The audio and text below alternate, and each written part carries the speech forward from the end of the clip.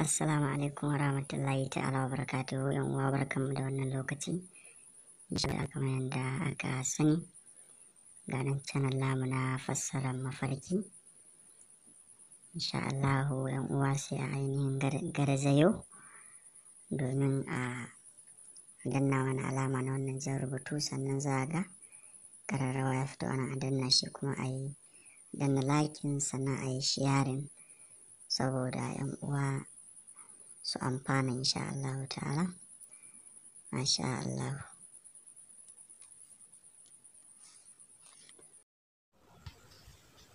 A'udhu billahi minash shaitanir rajim. Bismillahir rahmanir rahim.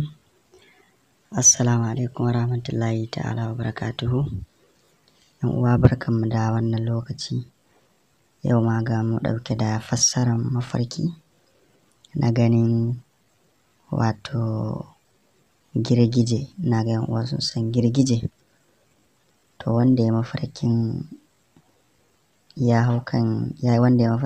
hau girgije yana tafiya da shi a sama, to zai auri mata saliha kuma ta kirki mai matukar biyayya.